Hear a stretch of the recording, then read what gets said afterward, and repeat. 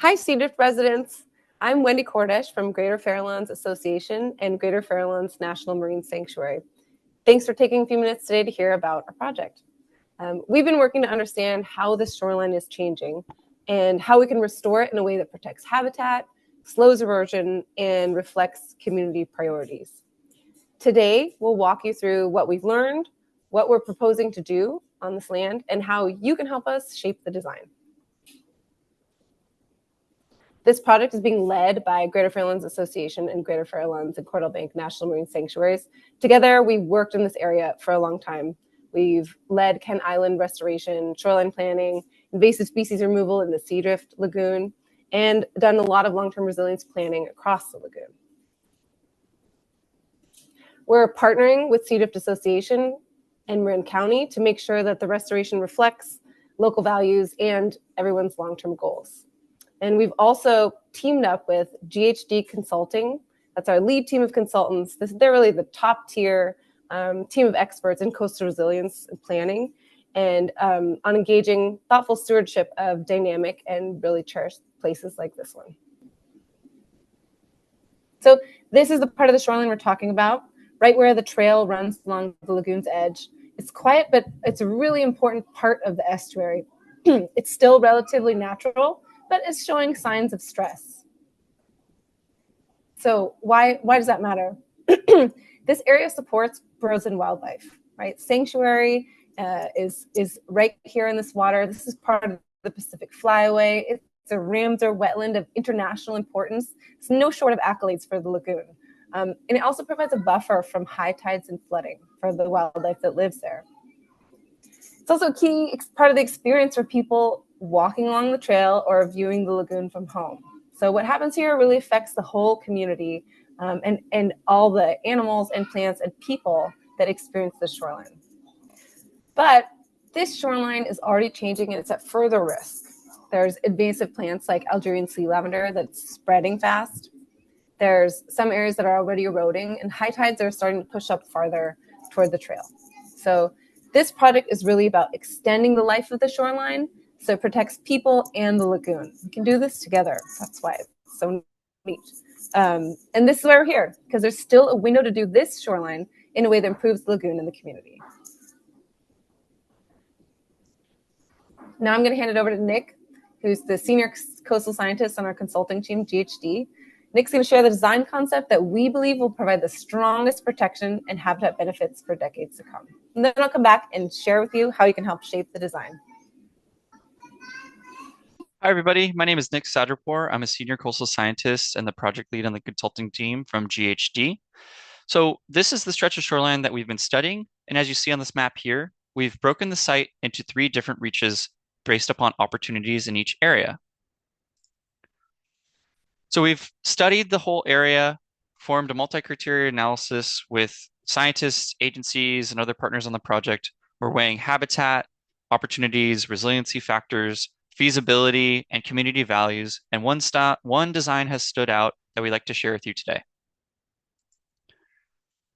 So the preferred restoration design that really stood out as providing the greatest benefits is one that's going to creating gentler slopes, building dune terraces that mimic the natural features that would prevail here, adding wood clusters to help stabilize that shoreline and provide the nooks and crannies for different animals and that we'd like to see habitat this area, and building natural defenses into the landscape.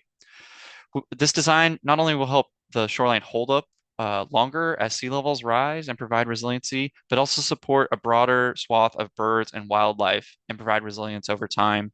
It'll help keep the trail open and also reduce the fire risk by removing invasive flammable plants in partnership with the Stinson Fire Reduction District. It's a step beyond landscaping because just planting the vegetation and removing invasives won't hold up over time.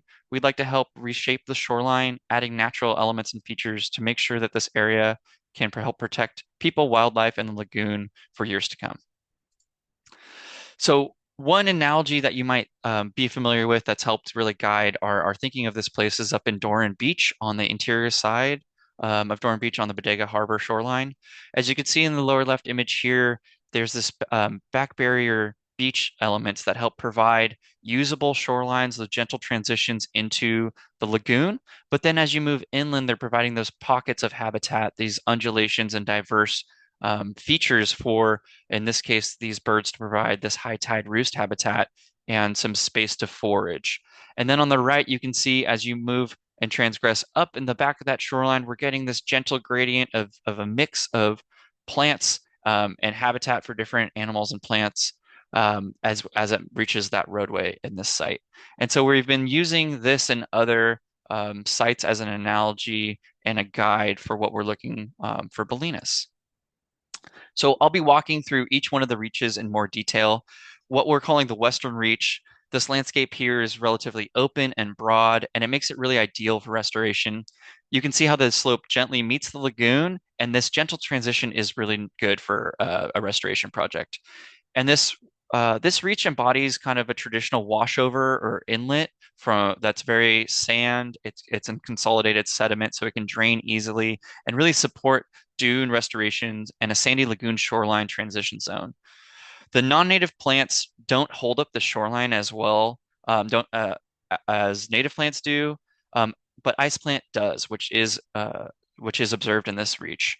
And the mix of the non-natives and ice plants leaves little room for native vegetation that is actually better at binding sand and recovering slopes after erosion. And the native vegetation provides a much higher biological diversity and habitat function. And that's what we're looking to introduce here through our project. So getting into a closer look, this lower left, you see the non-natives, ornamentals, and ice plants dominating that slope and really not providing space for native vegetation.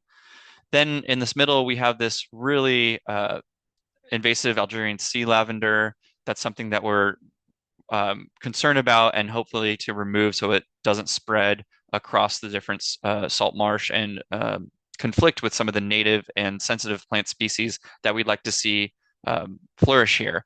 And that includes the salt marsh bird's beak, which is an image in this lower right-hand corner. You can see it's kind of looks like it's getting a little crunched by some ice plant and some other grasses. So what we'd like to build is pretty simple. We'd like to protect those resources that we'd like and bring more of them back. So we're looking to get this healthy transition zone from that lagoon to the shoreline area. This is that space where the water meets the sand.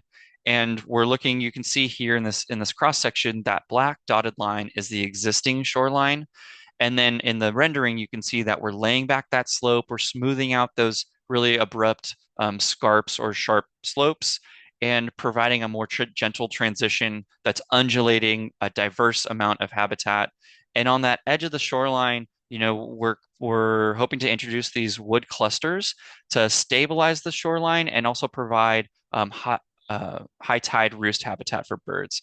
And really the idea is to provide accommodation for sea level rise. This is an artificial landscape. And so we're hoping that we can modify and enhance it and restore it to constructively add transition zone into this really beautiful lagoon area and create this upland that would act like a more natural landform. So here you can see that healthy transition zone. So these are the types of, plants and animals and that we'd like to see introduced. We'd remove those invasive species that don't support wildlife and those non-natives and ice plants that don't really hold up well under stress and don't provide the value that the native plants do. We think this is really cool because it's an opportunity for a really high impact project that has a low maintenance. It's really the low hanging fruit that's going to help provide benefits over time through sea level rise and through additional changes to this lagoon community. And here's a rendering of what that could look like on a plan from a plan view. You can see large wood clusters kind of sprinkled throughout that shoreline edge, providing more stability as well as more nooks and crannies and high tide roost. Interior of that, you have these temporarily connected ponds, similar to what those images at Doran Beach. And then as you transition inland, you get to that transition zone, get that slope, that more gentle slopes and that undulation with different hummocks or kind of hills and then swales or low points as we get to the road. As you can see here along that road, there's that road shoulder where the parking currently is, and we'd be looking to introduce some stormwater swales or low points to help collect that drainage, so that can be naturally treated before it reaches the lagoon. And then here we have the trail indicated closer to the roadway, but I'll talk about that in the next slide.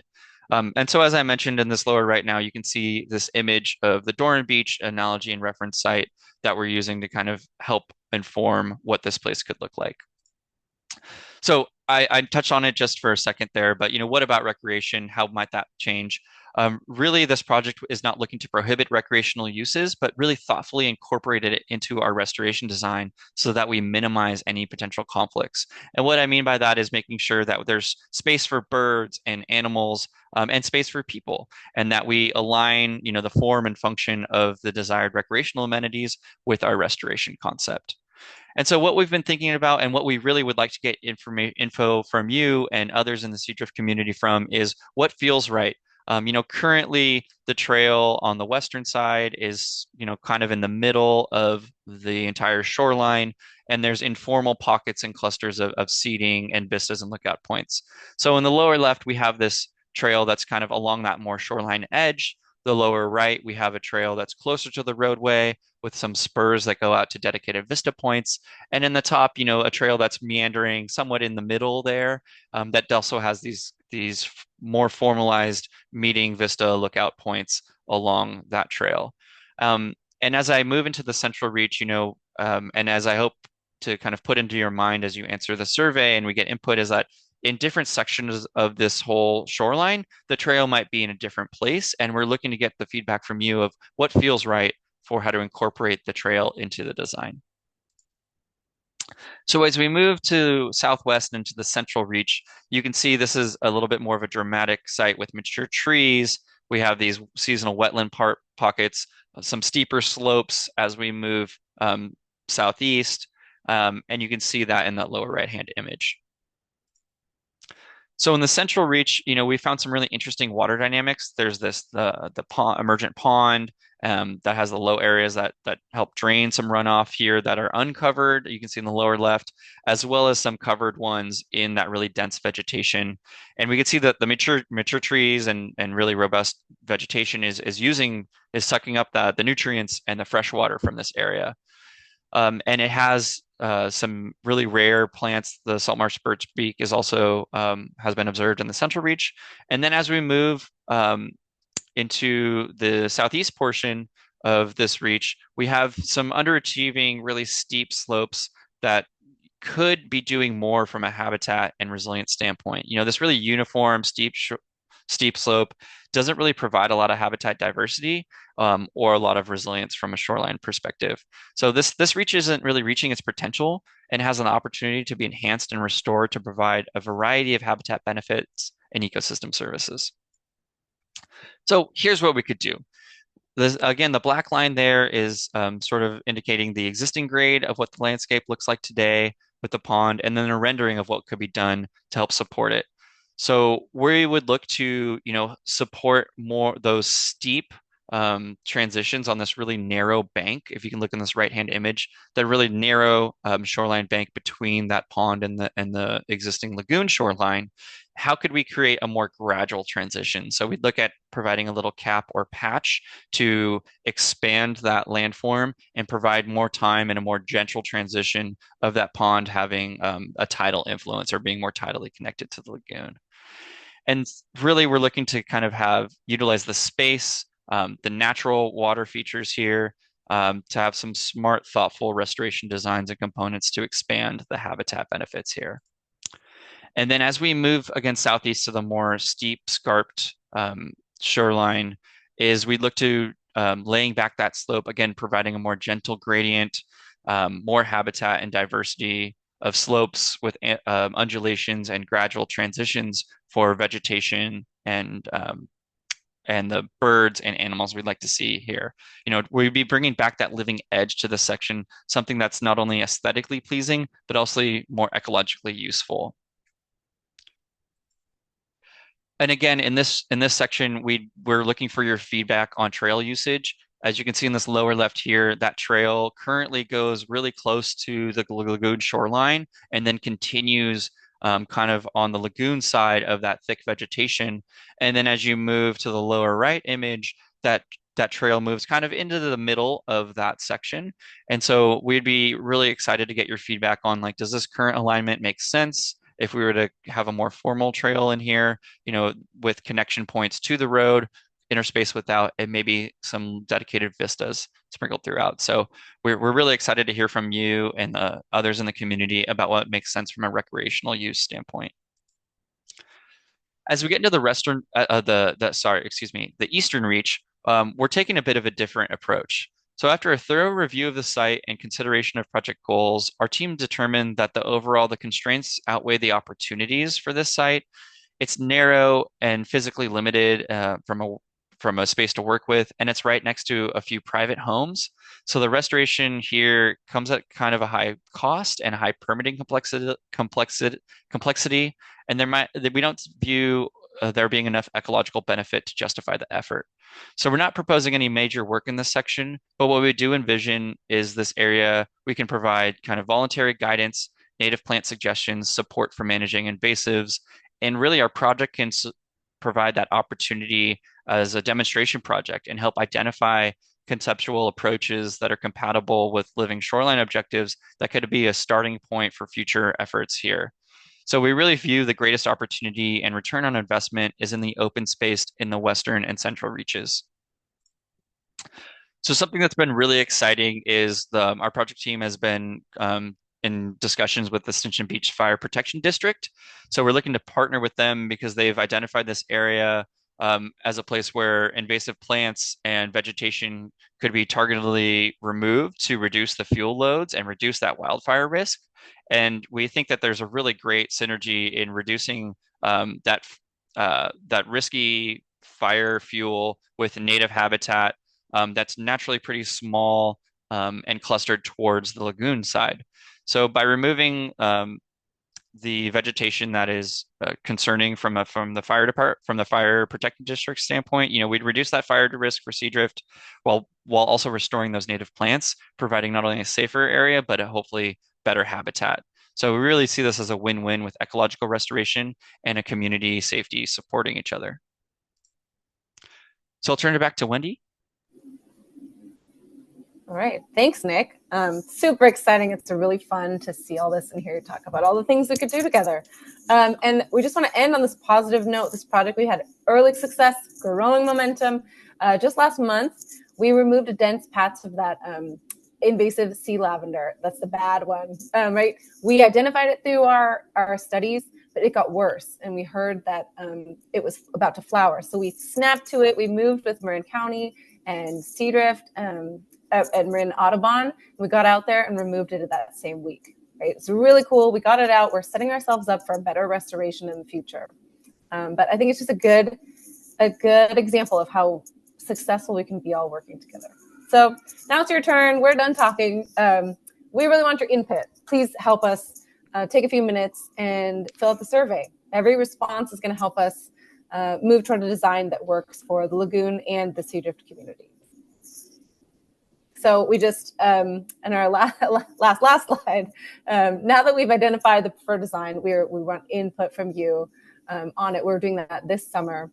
And in the fall, we'll finalize the design and present it to the Seadrift board and then Marin County, work through legal agreements and permitting to make sure everything is authorized and ready for construction. But, throughout that process, we'll be here. We'll continue to work with the Seadrift board and the community and keep you all updated. So thanks again for listening to us, and please fill out that survey. We really do want to hear from you, and thanks for listening. We hope to be here for a long time helping protect the lagoon. Thanks.